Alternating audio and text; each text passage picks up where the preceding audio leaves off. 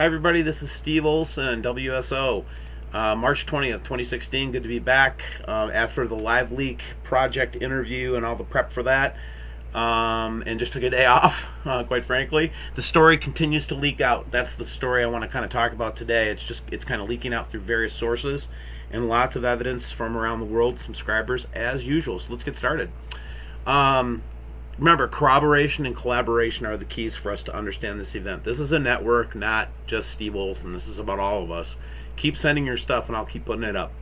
We'll do a balloon project update next video, so stay tuned for that, and we'll talk about how we're doing it. Now, the first thing that I wanted to start out with today is this Tech Times video or article that I just saw. And this is a pretty, I would say, credible, publication for the most part. Talks about technology and so forth. First of all, they talked about that we detected this strange exoplanet more than 100 light years away from the Earth. 100 light years away from the Earth. Now, as you read further in this, it talks about an eccentric orbit because it's highly elliptical, unlike the other planets in our solar system. So again, just leaking it out, swinging around like a comet. This would be the kind of language that Carlos Ferrada would have used, right? And then it goes on to say, in the furthest point of its elliptical orbit, it separated from its star by 2.5 times the distance between our planet and the sun. So it'd be fun to see if somebody could do the math on this stuff and say when it's closest to its star. And look at this, the orbit diagram of this thing. So anyway, I just wanted to point that out. And then the second thing I wanted to show you, here's a news report, I think, from somewhere in the Great Lakes, but it's a St. Patrick's Day. Just watch. Check this out. So we've got the red clouds and strange electrical phenomenon going on somewhere in the Great Lakes, wherever this came from. So there's some more leaking out media stuff. Then we see here, as we go to Australia, we can see some of the weather webcams that are made available to the public, and again, seeing some strange, very strange activity there. Go check that one out.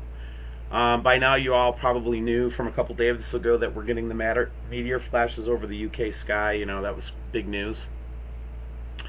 Here's another one of those very strange photographs. Remember, I had the one from Hawaii that I showed on Live Leak? Well, here's another one from, it looks like he was walking along the coast of St. Peter's Point, and he saw this, oh my gosh, in a Cornish beach. Yeah, so in the United Kingdom there. Then take a look at this one. This is the best chemtrails of 2016. The reason I wanted to point this one out is because it's well documented, and these folks do a really good job of wrapping it up. Now watch this. This was taking 310, but it's just so strange. Just these strange manifestations of the sun and the sunlight lately, and we'll talk about that a little bit more here today too. And then this one, this is Steve Dreyer. He's doing some good work looking at Mexican webcams, but I wanted to refer this video to you. And then we got this triple rainbow photo, and it's just very strange color, and again, just more of the kinds of things that we might see as things get closer to the day of arrival. The next thing I wanted to show you, though, I don't know if you guys remembered this photo that we showed a couple days ago where we saw this. A lot of people are saying it's Nibiru. I don't know. I know it's a large object with a debris trail that's unusual. But then we saw on the 19th again something happening. So, wow. So on 3/19 we started to see this thing manifest itself again. I'll just kind of zoom in on it so you can see, and then I'll go to the next one. And then it looks like this in the core frame.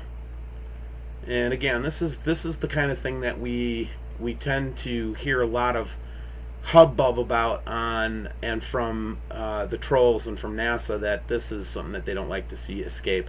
These images, I think, have been removed, if I'm not mistaken. And then we've caught one here on 319 again here. And again, this is that kind of cross object. Again, very compelling, very interesting imagery from the satellites coming in today. All right, so the next thing I wanted to go into a little bit was just some of the photography that was sent in from subscribers who I love. All of you guys sending this stuff in. And I just wanted to remind you of this Leon image from the last several days. I went back to go see if I could go pull one of these images just off the webcams. They usually keep an archive out there. All these images have been removed now, just so you know. This is from South Davis. But now what we're doing is we're able to see against the backdrop of the Milky Way and some of the other constellations, some of these close moving in objects coming up from the bottom of the planet. Here's somebody that got a live Leon shot, I believe, yesterday and sent it to me. But again, those images now have been taken down, but we are still seeing this kind of cloud around the object type thing.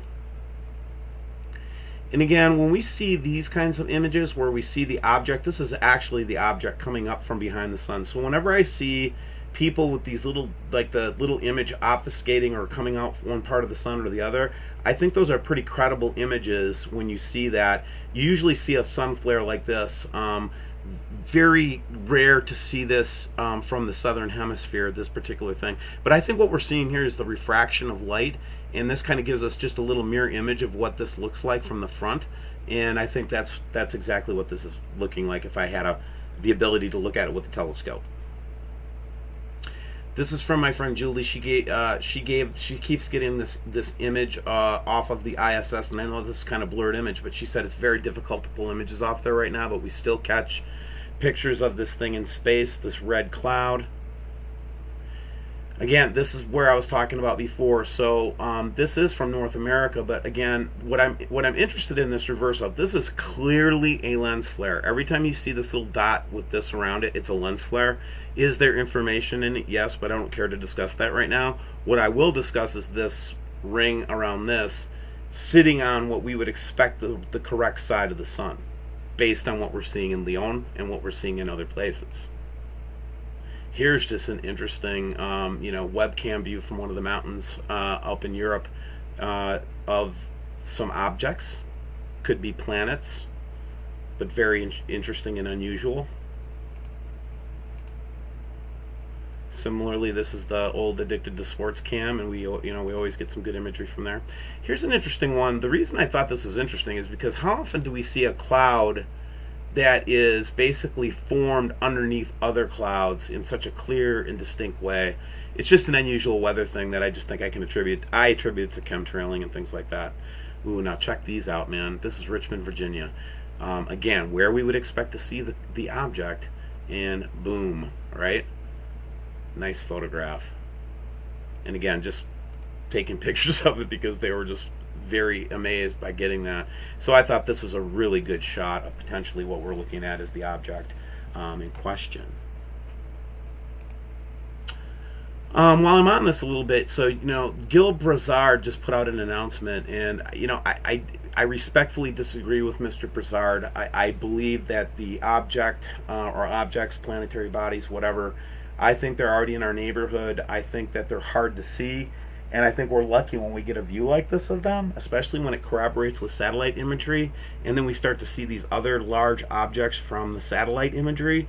I think it's time to pay attention, Gil, that maybe some of the stuff that you have potentially might not be correct, and just keep an open mind to what's going on in the observation community. That's what I count myself to be, is in the observation community. And we are also amateur astronomers. And whenever you start talking about the millions of amateur astronomers, could somebody please give me a list of these astronomers? I would like to speak to just 10 of them. So if anybody's got a list of all these amateur astronomers that are supposed to give us the green light on Nibiru coming in, please send them to me so that I can contact them and get them looking at the stuff that we're seeing. Because we're actually locating it. I have actually started to put together an analysis based on stellarium location stuff to say this is the general area of the sky that we need to look. So if we've got amateur astronomers out there that are willing to take on the challenge, please email me and I will give you the coordinates to look at. But again, I want to know who these amateur astronomers are, because I feel like I'm one, and I feel like everybody that's observing with me are one. So I take it that as kind of insulting a little bit on the one hand, because 14,000 people, there are astronomers among us. Anyway, I'm done ranting on that. Again, just some interesting imagery. The double sun stuff. Now, the reason that I pulled this image was not because of the weird sun and the red clouds and everything, but as you drill in on some of the reflections off the water, again, because we're getting a different angle of approach to looking at it versus the one that's direct on with the camera, we sometimes pick up other things. And there's a lot of us that believe that you're trying to obfuscate the sun somehow, either with chemtrailing, maybe even with physical obfuscation from, low orbit balloons or any other number of obfuscation techniques. So whenever I look at a photograph, I try to look at the water too and see if I can see something, and lo and behold, I saw something, and it would be correctly placed on the sun based on a corroboration again.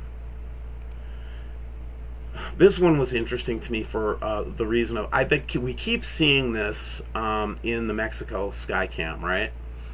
And now that I'm starting to get the sense of that this thing is above and to the left of the sun, or at least what I think it is, and I think it's going to come around this way. That's my theory. I could be wrong. But I believe that this is actually that plasma cloud in front. We're seeing it directly from the front. So the actual object is much smaller, but it's reacting with the sun. That's what I believe I'm seeing here.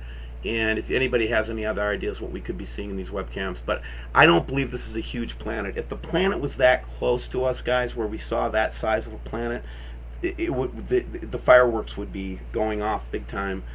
So it's much further away, but this is just some of the surrounding material I think that we see from that approaching system. So these are just a couple of ones. This was kind of interesting because you look at it this way and then you just do a little bit of manipulation and you start to see other stuff. And I don't mind seeing some manipulation in photographs, but I try to keep it straight up so we can look at it. Here's somebody's orbit idea of what Nibiru is going to look like. So they show it coming over Seoul, and that would be the visible place where we see it. So this is consistent with what we're seeing. I believe it's going to come around this way. They believe it's going to come around this way. You know what? Either way it comes around, it's not going to be good for the inner solar system. Here's just a weird... Now, while on the one hand, I want to say things like, oh, that looks like Nibiru. It's not. This is a reflection here, because what the sun is doing here is underneath the clouds, you actually do have partial obfuscation. And it's an inline thing, so you would see kind of a couple of these going back, and you would not see the objects in the middle of the clouds like that. So it's just basically reflecting the sun. Just wanted to show that to you. I appreciate you guys sending me the photograph, though. Don't feel bad about it. I just want you to know it's a reflection.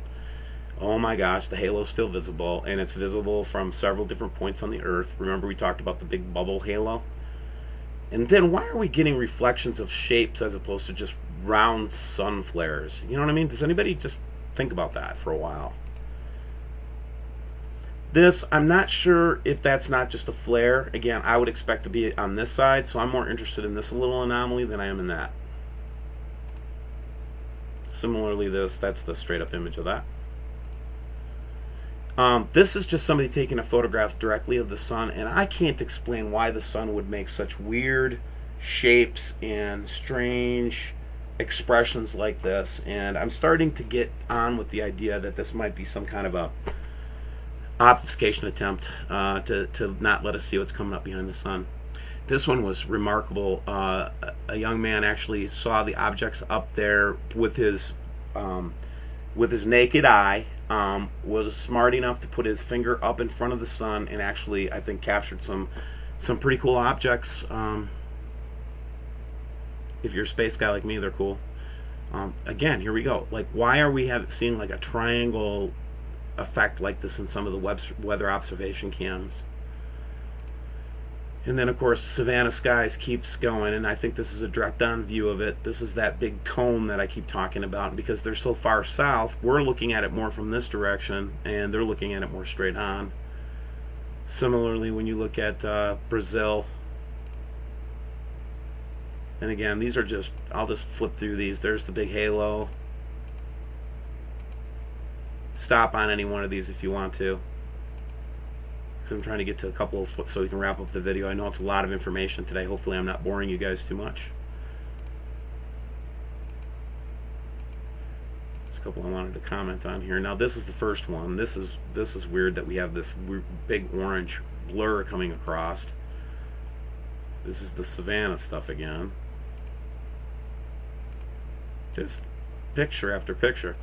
Oh, I wanted to stop on this photograph for just a second, and it's A, because look at this sun flare, and B, not a Samsung phone, I don't think, and we're seeing the object clearly out there, and it doesn't look like a sun flare to me. So, because the flare is over here, I believe that might be the dotted orb flying into view, and that's a direct view of it. And then here's the sundog, and again trying to hide or cover up that multiple colored thing back up in the sky. Now here's where we start getting into weird. We start to think that we're seeing craft flying around these sky cams. Now if you take a really close look at this one, and just, you know, you can pick out certain objects flying around in there that are weird. So again, I don't know how to explain that. Just amazing footage from everywhere. And I just wanted to give, well, I mean, just amazing stuff from everywhere. Guys, I can't tell you that, you know, this is that UK photograph. I got it actually directly from the person who took the photograph as well. This imagery is crazy. I need to mention something here. We're seeing the black chemtrail, and then another, you know, airplane will come up behind, or aircraft will come up behind and fill in the black and the white. There would be a reason for that. If you know anything about catalysts, two things that you can't have close to each other until it's time to activate them. You know, my theory is that they might be trying some other kind of chemical combination for whatever reason, and they can't mix it in the airplane itself, so they let it mix in the sky. I know that sounds pretty sick, but that's what I think it is. And there's Leon. So God bless you guys today. You know, just take care of yourselves. Enjoy every minute of your life. That's really what we need to do now. Put away some extra food, and God bless every one of you, man. I'm so happy to have you guys along for the ride. We'll stay together till the very end, until they cut us off. God bless you, and have a great day.